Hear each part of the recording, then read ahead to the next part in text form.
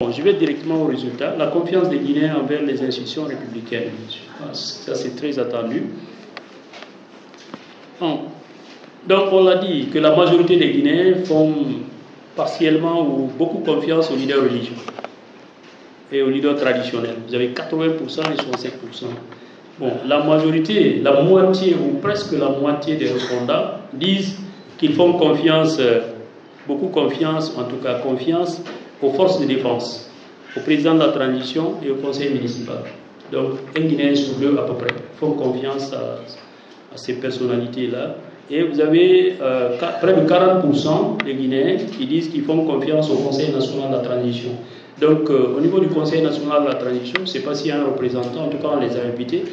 Et la confiance, elle est encore relativement faible. Peut-être que les Guinéens les attendent sur les chantiers pour lesquels ils sont là, notamment quand ils vont commencer à travailler sur la Constitution et autres. Pour le moment, la confiance est à 40%.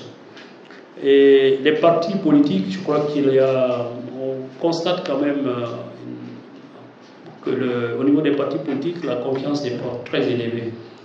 Nous sommes à 30% des Guinéens qui continuent à faire confiance aux partis politiques. Bon, vous connaissez mieux les explications que nous, mais en tout cas, c'est ça la réalité. Le slide suivant, vous avez donc, cela est présenté sur la diapo que vous avez là-bas. Donc, vous avez les pourcentages en face de vous. C'est d'abord les leaders religieux, les chefs traditionnels, les forces de défense, le président de la transition, le conseil communal, le conseil national. Bon, les cours et tribunaux sont vraiment en bas. Le MATD est là aussi, même pourcentage à peu près que le CNT. Bon, les partis politiques, voilà, d'une manière générale, c'est un tiers des Guinéens qui font confiance aux partis politiques. Bon, vous avez, pour les leaders religieux, ils sont plébiscités partout, quel que soit le critère qu'on prend, puisque vous avez 80% des Guinéens qui leur font confiance. Et que ce soit en milieu urbain ou en milieu rural, c'est quand même 70%, 85%. Nous avons essayé de voir aussi la confiance selon le degré de pauvreté. Vous voyez, que ce soit les riches ou les pauvres, vous avez pauvreté vécue élevée, pauvreté vécue modérée, pauvreté vécue faible ou nulle. En tout cas, nous avons plus de 75% qui leur font confiance, quelles que soient les régions, et la région considérée ou le niveau d'éducation considéré. Les leaders religieux, en général, bénéficient d'une large confiance, ou en tout cas de la confiance de la majorité des Guinéens. Les leaders traditionnels, vous les connaissez, sont les sages, auxquels les appellent Kuntigui, Sotikemo, ainsi que vous voulez. Donc, ce sont des personnes, des personnalités qui ne sont pas forcément, ce ne sont pas forcément des leaders religieux, mais ce sont des gens respectés au sein de la communauté et qui, quand ils parlent, tout le monde écoute. Donc, après les leaders religieux, ils viennent en deuxième position. Donc, ces leaders traditionnels-là, eux aussi bénéficient d'une large confiance, parce que c'est pratiquement 2 tiers des Guinéens qui leur font confiance, ou plus de 2 tiers. Et ça, quel que soit le milieu qu'on considère. Évidemment, c'est plus faible à Conakry, vous avez 48%, parce qu'à Conakry, pratiquement, ils n'ont pas tellement de rôle à jouer. Mais dans les régions, vous voyez partout, c'est plus de 2 tiers, en tout cas des Guinéens qui leur font confiance, à l'exception de Conakry. Le président de la transition, et voilà les résultats. Il bénéficie de la confiance de 46% des Guinéens. On a fait un sondage il n'y a pas très longtemps qu'on a publié aussi, où il était à 48%. Donc c'est à peu près, ça doit être dans la marge d'erreur, 46-48%. On peut dire qu'un Guinéen sur deux continue à lui faire confiance. Bon, maintenant c'est plus en milieu rural quand même qu'il bénéficie de la confiance qu'en milieu urbain, 40%. Et là où il y a une différence importante, c'est selon le niveau de pauvreté vécu. Alors ça nous a quand même un peu marqué. Ceux qui sont qui vivent une pauvreté élevée ou une pauvreté modérée, ils ne sont pas très nombreux à l'apprécier. Donc 43 et 47%. Par contre, ceux qui ont une pauvreté vécue faible, donc on peut dire ceux qui sont relativement riches ou aisés, trouvent qu'il est en train de faire du bon travail parce qu'ils sont à 52%. Donc, et vous avez aussi la répartition selon les régions. Vous avez la confiance envers le Conseil national, si vous n'avez pas la même chose, parce que celui-là, voilà, envers le Conseil national de la transition. Le Conseil national de la transition, la confiance, comme je le disais, n'est pas encore élevée, c'est 38%. Et malheureusement, là où il y a plus de la moitié, c'est-à-dire qu'on peut dire qu'au moins que la majorité font confiance au CNT. C'est dans 2 régions, principalement. C'est Sérékori et Farana qui se distinguent. Partout, quel que soit le critère qu'on prend, le taux de confiance ou le pourcentage des gens qui ont confiance est encore relativement faible. Bon, la méfiance envers les partis politiques. Bon, on dit partis politiques de l'opposition, mais c'est tous les partis politiques aujourd'hui qui sont de l'opposition pratiquement. Donc, je crois que les Guinéens commencent à être un peu fatigués. Vous avez 69% des Guinéens qui disent la question est là, à quel point faites-vous confiance aux partis politiques de l'opposition? Ou n'en avez-vous pas suffisamment entendu parler pour vous prononcer? Vous voyez, 69% des Guinéens disent qu'ils vraiment n'ont plus confiance, ils n'ont pas confiance aux partis politiques. Voilà. Et vous avez les pourcentages en milieu urbain surtout. En milieu urbain, c'est 81% des Guinéens qui ne font pas ou ne font plus confiance aux partis politiques. Et quel que soit le critère qu'on prend ici, les pourcentages sont très très très élevés. Les questions identitaires. Je ne sais pas si je vais vite, mais j'espère que vous comprenez, puis c'est beaucoup de chiffres. Bon, pour ce qui concerne les questions identitaires, comme on le disait, la majorité des 2 tiers, plus de 2 tiers des Guinéens, des répondants disent se sentir seulement Guinéens. C'est-à-dire qu'ils sont Guinéens. Vous savez, il y a beaucoup de pays, quand on demande qui êtes-vous, on donne l'ethnie. Mais ici, les gens, ils disent qu'ils sont contents, fiers de dire qu'ils sont Guinéens. Je pense que c'est un résultat très important pour nous, parce que ça montre quand même que nous restons soudés, quels que soient les problèmes que nous avons. Et la moitié des Guinéens affirment avoir été injustement traités à cause de leur ethnie. Il y a quand même des problèmes. Ce n'est pas parce que tout le monde se ressent guinéen qu'on peut dire que tout va bien. C'est parce que 50% de ceux qui ont été interrogés, c'est quand même la moitié de l'échantillon, nous ont déclaré qu'à un moment donné, ils ont été injustement traités. Ils ont été injustement traités à cause de leur ethnie. Des fortes majorités des Guinéens disent ressentir des liens forts avec les autres concitoyens. 92% des Guinéens disent qu'ils ressentent des liens forts avec des autres ethnies. Ça veut dire qu'il y a un brassage assez fort entre les citoyens et que les autres citoyens les considèrent comme un Guinéen tout court. Ça, c'est 92%, 89%. Et on le sent d'ailleurs, parce que tant qu'il n'y a pas d'échéance électorale en vue, tout est calme. Voilà. Et c'est quand il y a les échéances électorales qu'on essaie d'agiter, et ainsi de suite. 9 Guinéens sur 10 aiment quelque peu ou fortement ou sont indifférents à l'union avec une personne d'une autre ethnie. Donc c'est ça aussi, c'est important comme sujet. C'est-à-dire que pour 90% des Guinéens, se marier ou en tout cas marier un de ses parents à quelqu'un d'une autre ethnie n'est pas un problème. Ils sont même fiers de ça. Donc ça montre aussi que le brassage est toujours apprécié. La majorité des Guinéens aimeraient quelque peu ou tout à fait avoir pour voisins, comme on le disait, les gens des autres ethnies. Là, vous avez 84%, les immigrants, 82%, les supporters des autres partis politiques, 72%, les gens d'une autre religion, donc d'une religion différente, 67%, mais pas les homosexuels. Bon, donc 87% ne veulent pas avoir pour voisin un homosexuel. Donc ça, c'est encore ancré. Maintenant, vous voyez le graphique suivant. Là, on a demandé aux gens, est-ce qu'ils préfèrent l'identité nationale ou leur identité ethnique? Vous avez la majorité, 68% des gens, qui plutôt préfèrent l'identité nationale à leur identité ethnique. Bon, la discrimination sur la base de l'ethnie, on l'a déjà dit, 50% à peu près des Guinéens disent qu'à un moment donné de leur vie, ils ont été injustement traités à cause de leur ethnie. Et là, vous avez les résultats qui sont là. Donc, ceux qui n'ont jamais vécu ça, ils sont 48%. Donc, tous les autres ont déjà été injustement traités à un moment donné de leur vie. Bon, c'est une question aussi importante parce qu'on a le système en Guinée, il est patriarcal. Donc, on a voulu savoir que les gens se sentent plus. Leur identité, c'est beaucoup plus par rapport à leur papa ou à leur mère. Et la question, elle est là. Êtes-vous du même groupe ethnique ou culturel que votre mère, ou êtes-vous du même groupe ethnique ou culturel que votre père? Est-ce qu'on se sent plus proche du père que de la mère, ou de la mère que du père? On comprend, puisque la majorité des gens, comme vous l'avez vu là-bas, ont déclaré qu'ils se sentent en tout cas très proches de leur père. Mais il y a d'autres aussi qui se réclament du groupe ethnique de leur mère. Donc les résultats sont, je ne dirais pas mitigés, mais naturellement le côté paternel domine, tout en sachant qu'il y a une montée importante du côté maternel aussi. Liens et considérations, on l'a déjà présenté.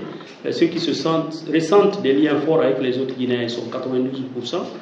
Les autres Guinéens me considèrent comme un Guinéen tout court, 89%. Donc, vraiment, on n'a pas de division.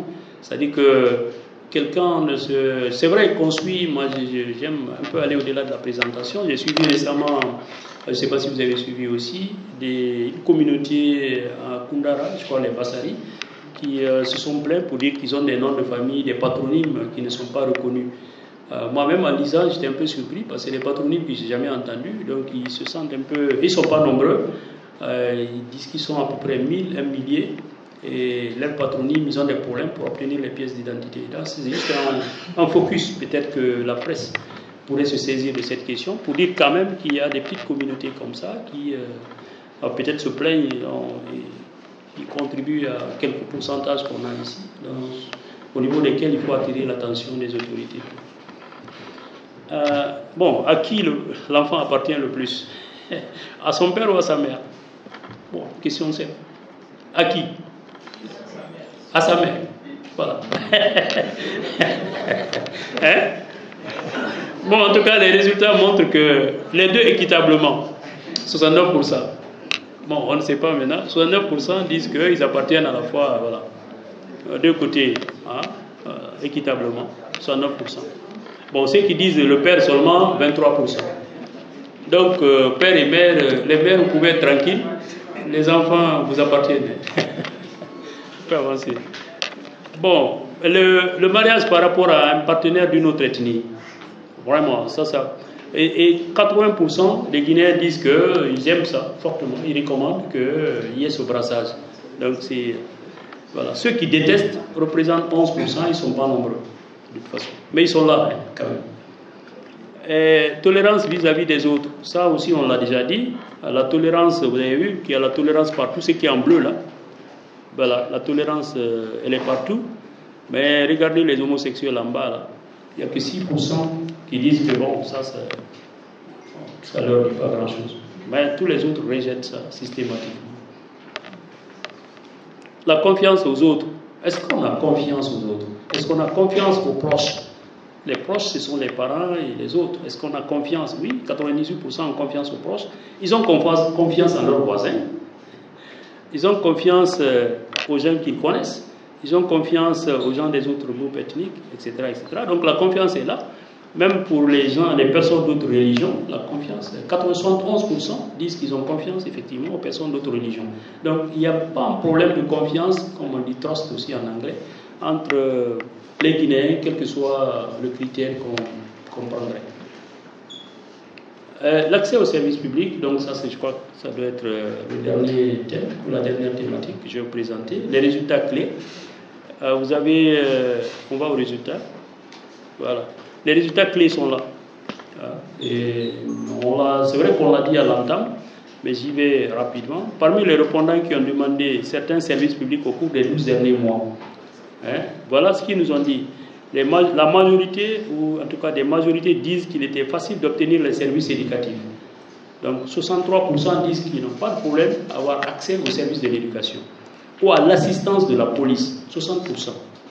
Mais les Guinéens sont divisés quant à l'accès à un document d'identité. C'est-à-dire que l'accès à un document d'identité aujourd'hui pose un problème pour la moitié des Guinéens. Et les soins médicaux aussi. Donc les points névralgiques, comme je le disais, c'est l'accès aux documents d'identité et l'accès aux soins médicaux, et au niveau desquels on a la moitié des Guinéens qui se sont plaints. Les documents d'identité, vous les connaissez, ça commence déjà par l'extrait de naissance, la pièce, la carte d'identité, le passeport, etc.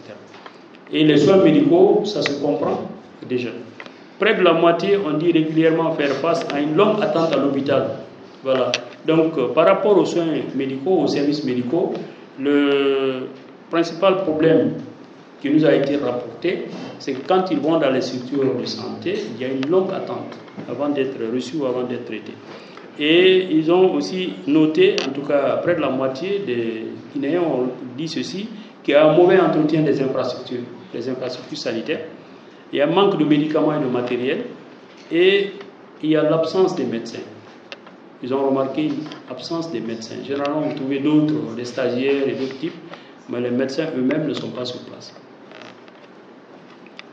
Et là, vous avez, est-ce que, la question est simple, est-ce qu'au cours des 12 derniers mois, avez-vous eu affaire à une clinique ou un hôpital public?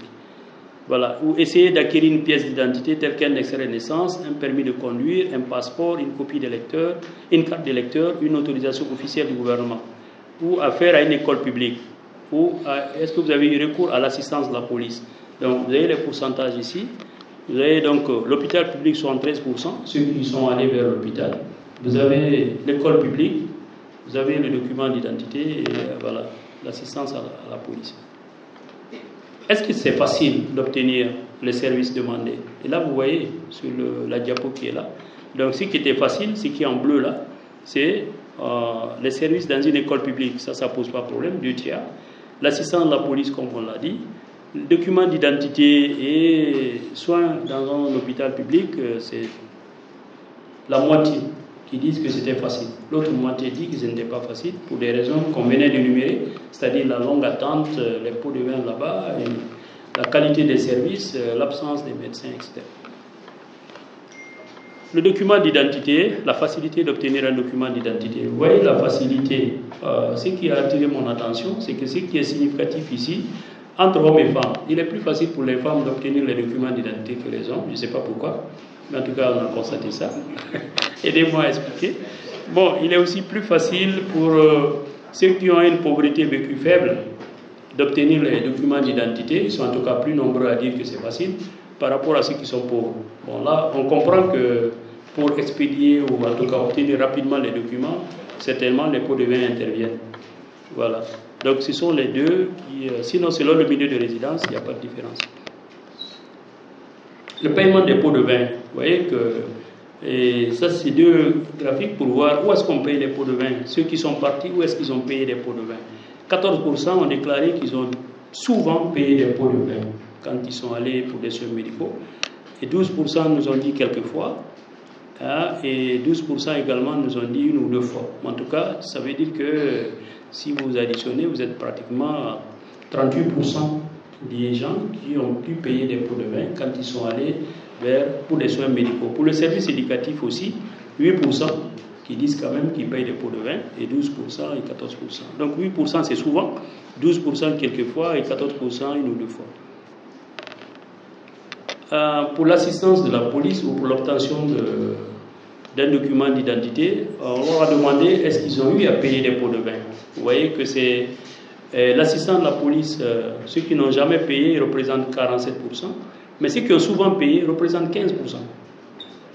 Pour l'assistance de la police, quelle que soit l'assistance. Pour obtenir un document d'identité aussi, 16% qui ont dit qu'ils ont souvent payé. Donc dans les deux, vous avez 15 et 16% ont souvent payé. Souvent, c'est presque toujours. Voilà. Le respect dans les services publics. Et la question était en général, durant votre interaction avec le personnel, dans quelle mesure pensez-vous qu'ils vous traitent avec respect? Parce que quand on va dans les services publics, normalement les services publics, les services de l'État sont là pour offrir des services aux citoyens. Et ils doivent le faire avec tout le respect qu'il faut. Maintenant, vous avez vu ici, ce qu'ils disent que ceux qui, voilà, quelque peu ou beaucoup, ils ont été respectés, et ceux qui disent un peu ou pas du tout.